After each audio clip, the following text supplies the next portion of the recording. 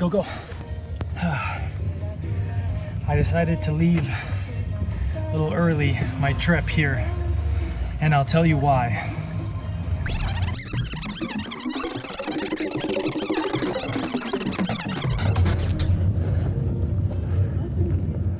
I've decided to move to San Javier. It's otherwise known as Comuna 13. I'm a little nervous. I've watched Narcos. I've read the book by Pablo Escobar's son. I posted yesterday to my Instagram that I'm going, and some locals said be careful. I'm taking off all my jewelry. I think I'll be all right though. I know Spanish. I've lived in most neighborhoods in Medellin. I'm gonna bring you along for the ride.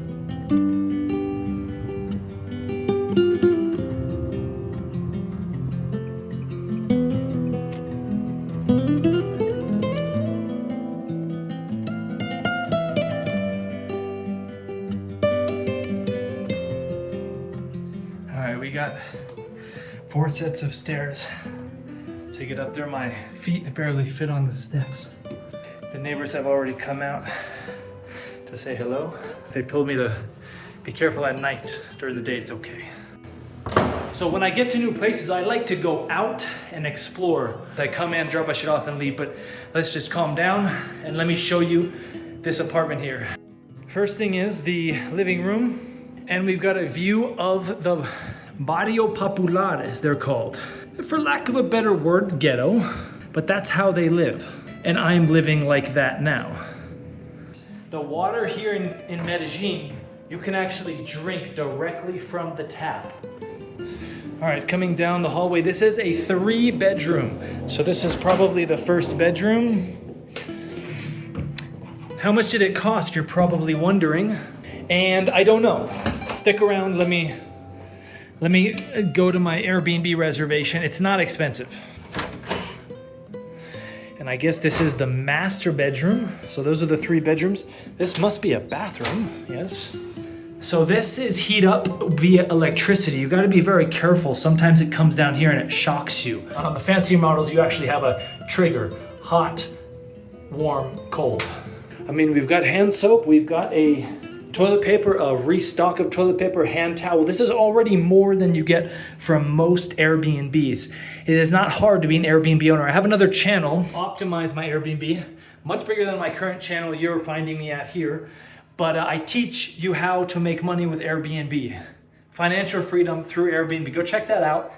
All right, it is way too friggin' hot. I'm just not built for it. I've got pants on, I've got shoes on. I'm gonna change here, and then we're gonna go out and explore. I'm here to live. I go to places to live, and that's why I like Medellin in Colombia. Because it doesn't have a lot of tourism, you can feel like a local. You come in here, and these people who just welcome me, they don't see many foreigners, so they're kind of curious to know what's up. Why are you here? Why are you in my neighborhood? Now, I've lived in my 8-year career as a digital nomad, hundreds of cities. I think I'm at over 200 cities now. Medellin is very comfortable, I realized recently. It's got greenery, it's walkable, it's bikeable, it has fast Wi-Fi, it has good Airbnbs, it has good restaurants and nightlife, and it has a bunch of different neighborhoods you can live in. Kind of short. All right, I'm still sweating like a pig. It's 80 degrees out. It's better here. It was hotter in that house. First order of business is find a coffee shop. I don't like to drink coffee after 3, but I do like to drink coffee with my books.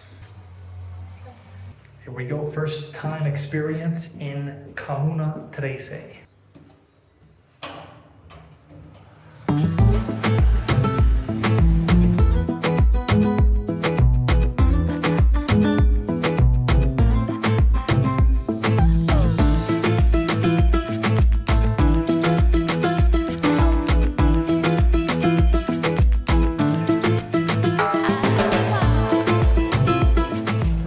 Say some.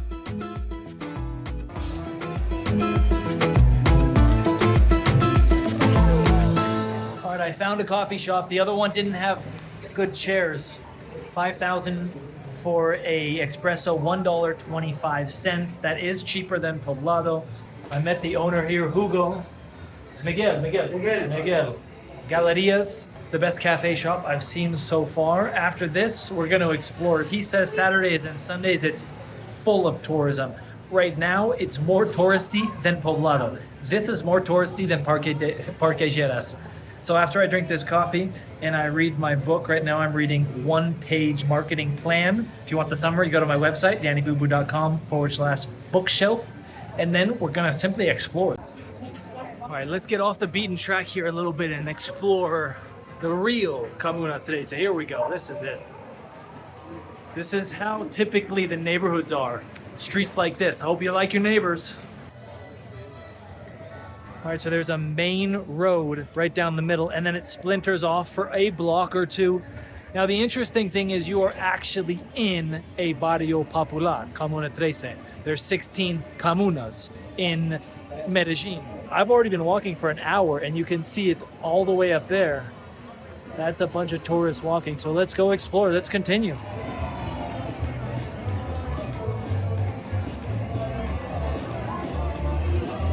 It's actually incredible how big Comuna 13 became.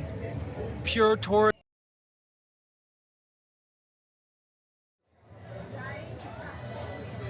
Ooh, that was an experience. Very cool, actually. Now, it's very touristy, and I don't really love touristy places. I already know I'm not gonna live here, but I regret not coming here in the last 6 years that I lived here, because it's a pretty unique experience. We're actually in the barrios. We're in the ghetto. Now, it's touristy. It's like a safe zone in the ghetto, but it's not, the tourism arrived. It wasn't created for tourism. So that part is very cool. It's a lot of tourism. It's vibrant. Now, I'm gonna take a rest and then go back out in the evening time, which is it's a daytime thing. I think most of the time it's a daytime thing. So we'll see what it's like in the nighttime.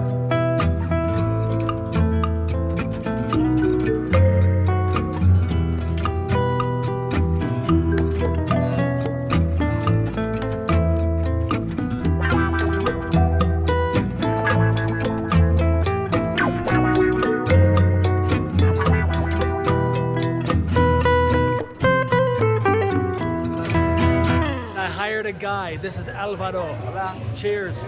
He's taking me to the top. There's 32 barrios, neighborhoods, sub-neighborhoods in Comuna 13. There's 220,000 residents in this area. And this is all Comuna 13, this whole thing.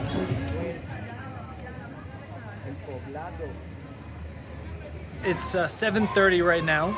And I asked him if I was walking by myself at this hour in this neighborhood, would I be safe? And he says yes. I know most of you aren't gonna believe me, but I believe so as well, that I would be safe in a lot of these neighborhoods. They're a lot less insecure than what you think.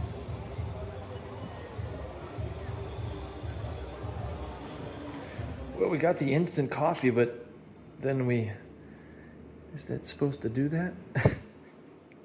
You're not gonna believe this, but I just checked the price of this Airbnb and I think I got ripped off. And I'll tell you why. Not that it's a bad deal. I paid $50 a night for this place. And the reason why I think it's a lot is because I stayed in a neighborhood called Medellin a couple years ago for a couple months. And there I paid $16 per night. So, wow. It must be because now I got the nicest place here. I could have also purchased, there was places like $20 a night, $25 a night. This was 50. That's a bit surprising, yes. I'm gonna check the air quality. I'm gonna read my book here in the morning. I have a view of the Comuna.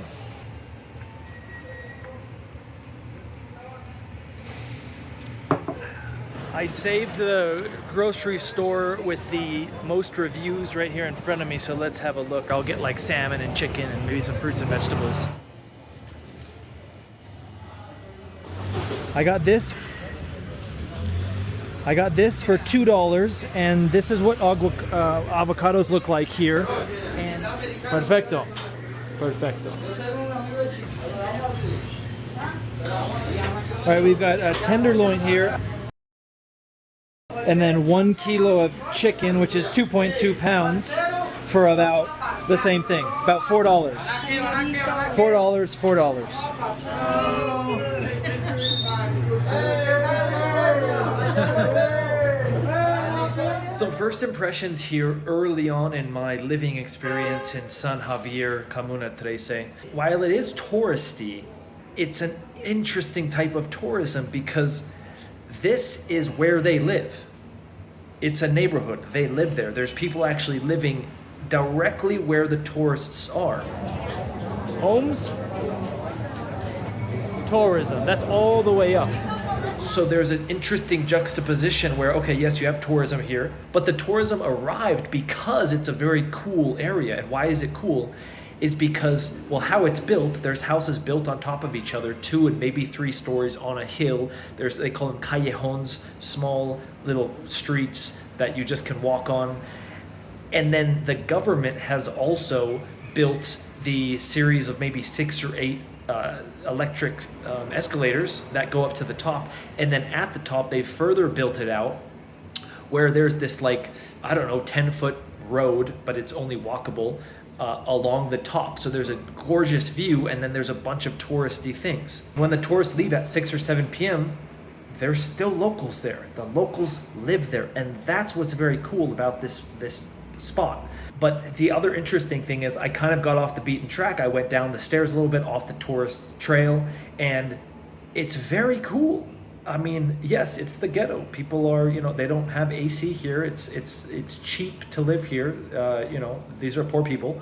But I was walking down those stairs, and the government has built, there's a workout park, there's a child's playground, there's a slide, there's a football court. People are doing dance, and the government has paid attention.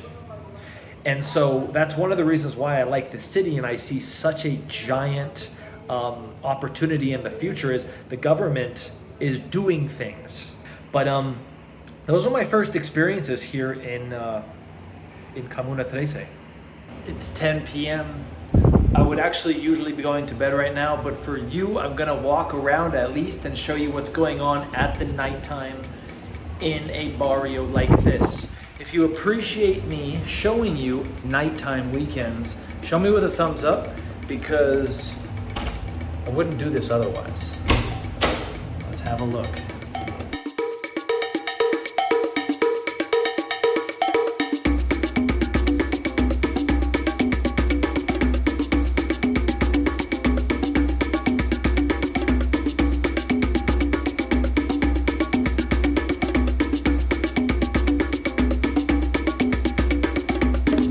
Getting in deep here.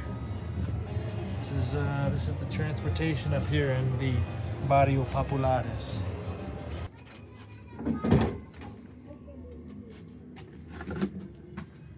Aquí es tu habitación. Bienvenido al PH. Hola. Ah, ¿me recuerdas? Jerónimo. Pero. ¿Quieres saludar mis amigos? Gracias por mostrar tu casa. ¿Y el perro cómo se llama? ¿Cómo se llama él? Estrella. ¿Ah? Estrella. Estrella. Ah, esta es Estrella. Niña. Ah, ¿y tú cómo te llamas? María. Tú, señor. Jaime. ¿Cómo te llamas? Jaime. ¿Ah? Jaime. Jaime. Dani. Hola. Dani, no le ofrezco agua porque no hay agua. Porque el agua acá, nosotros acá funcionamos el agua con de pronto lechita con hielo, ¿no? ¿Va a tomar lechita con hielo? No, está bien, está Leche, bien. hay como para... ¿Qué tenemos acá? ¿Un terraza? Sí, arriba está la... Arriba donde yo vivía con la mujer y... A ver, mira lo que tengo. Esto tiene lechita. ¿Qué? Esto. ¿Sí? Sí, Sí, pero tú no puedes comer. Leche. Mami, papi, tú no puedes comer todavía. No está listo. Se debe congelar todo, papi.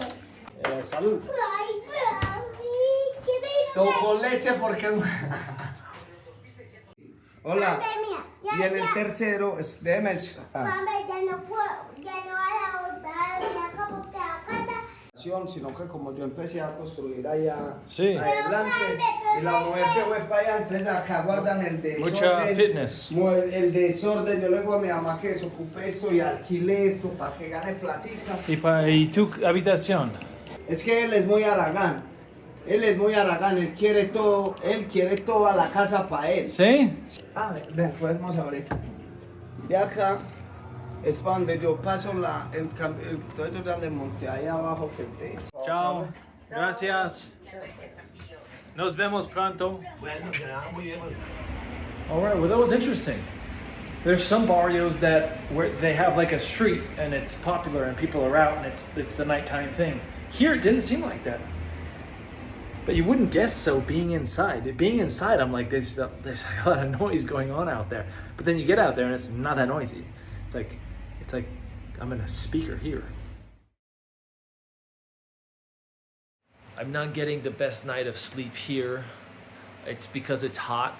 I'm actually sweating a little bit at night, and then I have the fan on. It gets light at 5:30, so I wake up kind of with a light. I keep this on, I kind of rumble until about 7 o'clock. The church bells go off at 7 as well. Sometimes I get asked, hey, how do you stay in shape when you travel all year round? And it's diet, it's sleep, and it's exercise. And this sleep situation ain't gonna work. All right, it's time for my morning power smoothie. Then the gym, deadlift today. This is the hack to a body that you want. It is the hack. You must do this. You have no option. The good news is that it's not very difficult. This is going to be about 1,000 calories. I eat between 2,000 and 3,000 calories a day. First up, banana.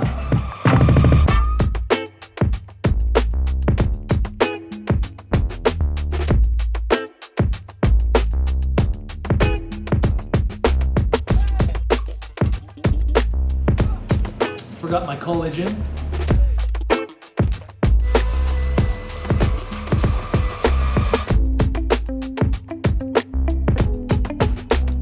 The thing with living in these neighborhoods, these more authentic neighborhoods, is the variety plummets. For example, you're gonna find toothpaste, but no Sensodyne. You got oils, cooking oils, olive oils, but you're not gonna find avocado oil. All the restaurants are basically the same.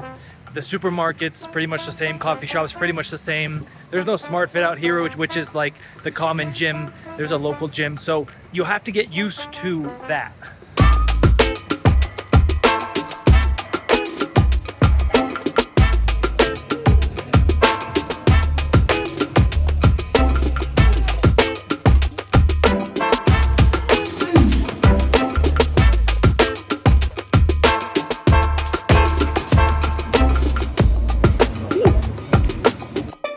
There's a lot of you. Super cool. I don't know if this video will do it justice, but let me show you. 2 houses for sale at the top of the touristy street. I'm gonna text them right now. Let's go figure it out. What do you think it would cost? My guess, $45,000, maybe. Hola. Bien, Daniel. Sí, sí, bien.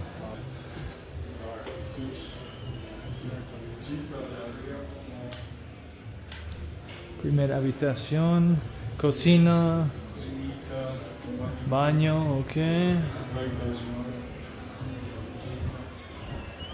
2 habitaciones. Casi se puede hacer otra habitación o hay ponerlo para que la gente tenga un espacio ya para poder divisar.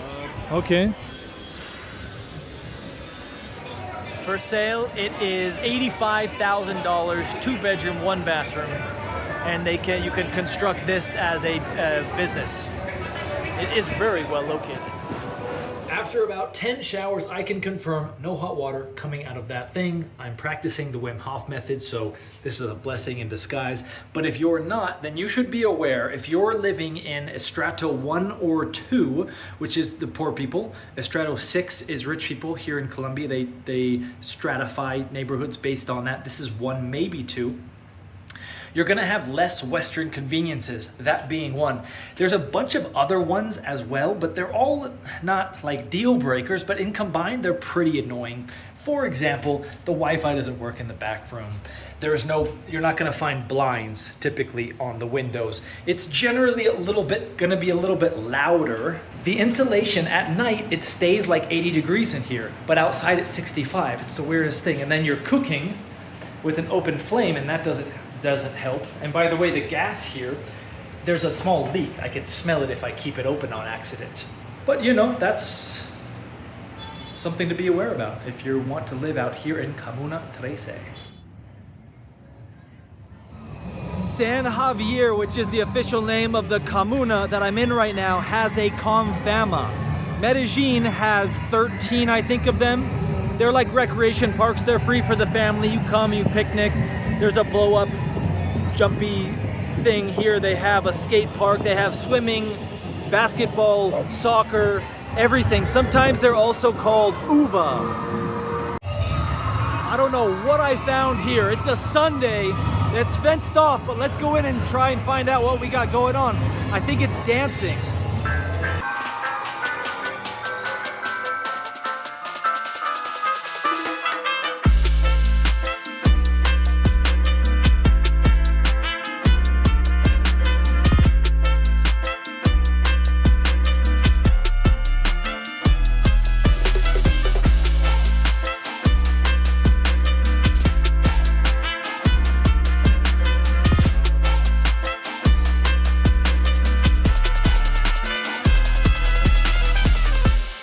I said Medellin has 16 comunas.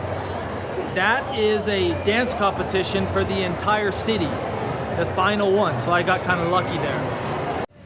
After this experience, I'm gonna immediately have to buy new shoes because these stairs are so thin, half of my foot fits on them, and every other step I'm scraping one side or another of my nice white shoes.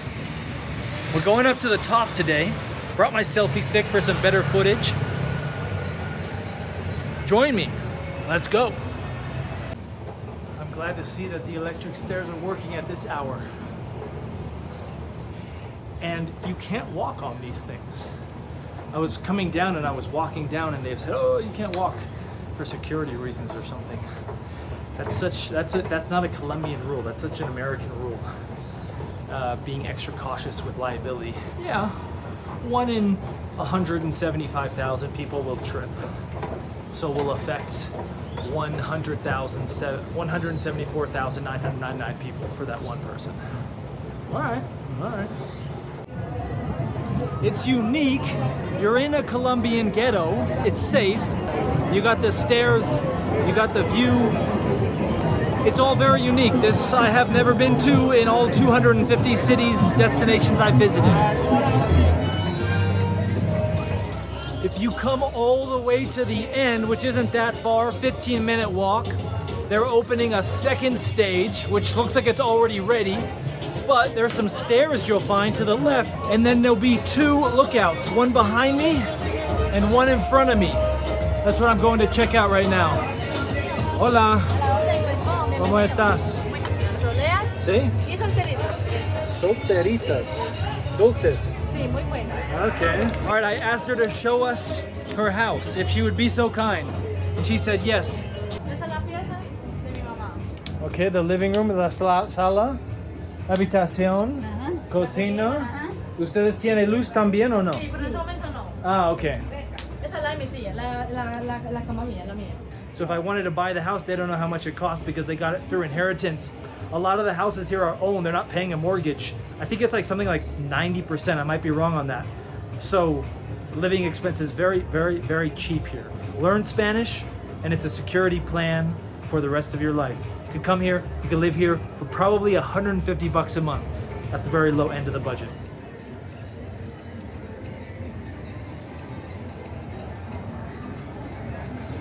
most neighborhoods obviously don't have escalators, and this is how they get up. It's paved, but it's stairs, and the stairs go on and on and on sometimes.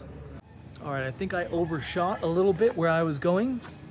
You gotta let me know if you like these experiences of getting lost in the city. Let me know with a comment, ideally, so I know for certainly, because I'm putting my life at risk for you. No, I'm kidding. Hola.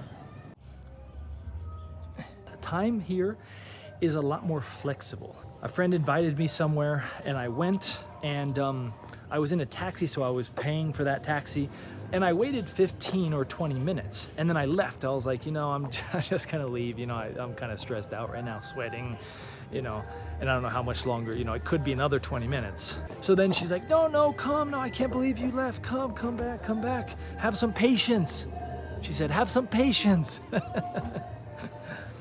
I thought I had patience. In the US, that patience would have been like 3-4 minutes. Here, I bumped it up to 15-20 minutes, and I still got the have some patience.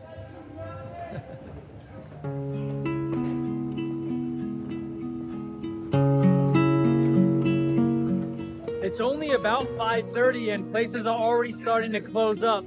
This really is a daytime spot. As you're walking down the main touristy road, there's gonna be a bunch of offshoots like this. You could go up them, shall we?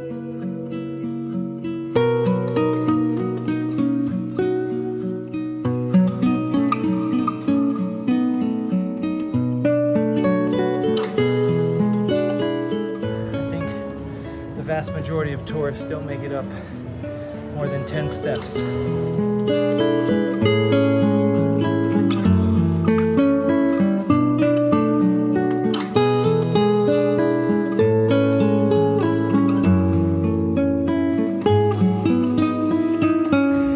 Go. I decided to leave a little early my trip here, and I'll tell you why. There was a few reasons. I've been giving a 100,000 tip, which is the biggest bill here. And I think I made a mistake there. I think I gave too much, because what started happening is people started recognizing me. People started coming up to me actually and asking for money, and making it known that they know who I was. I was in the panaderia, the bakery, a coffee shop, middle afternoon, drinking a coffee, reading a book, and somebody sat at the same table as me, and they started talking to me, and they asked me for money, and they said they knew a guy who I gave money to, or they were there, or they were the friend or the brother or something like that. And I was like, oh, that's not good. You see, these neighborhoods are safe, but you don't really want to be recognized. That's the most dangerous part. And before noon, after about 6 p.m., I am the only gringo. And so I could tell I was starting to be recognized after a few days. People were like, this guy's here all the time. He's here late, he's here early. I went up sometimes at 8 a.m. I was working out. It's like, what is this guy? Who is this gringo? The other thing was, I've been doing a lot of interviews. I've been knocking on people's doors. I've been inviting people over, and I had some people come over. A girl who I met the same day I filmed the dance competition. And she came over and she brought a friend, and the community was uncomfortable with them being there, and I get that for sure. They were actually not great people. They tried to steal some money from me.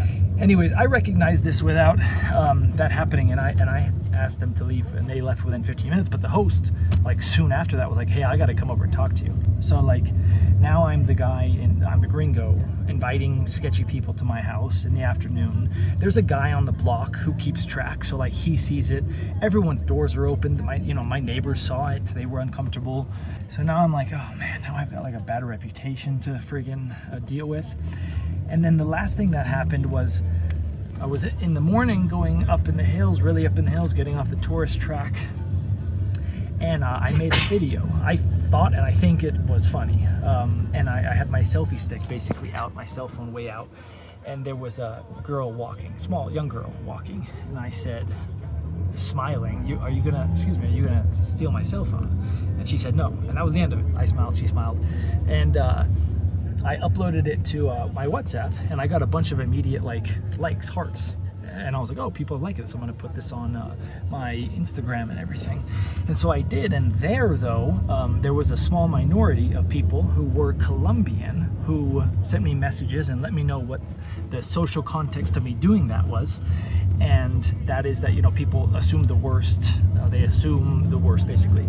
And then there's another fact of child safety, which I totally get. You're not supposed to be filming children. A few days ago, I filmed some children doing some magic tricks, and that was no big deal. So I get it. A couple of the messages said like, yeah, you know, if somebody sees that, if you know, an uncle sees it, or a brother sees it, or a friend sees it, or a family friend, grandma, whatever, they might not be happy. They might be very happy. So I guess it's a you know, people are protective of kids. That's great.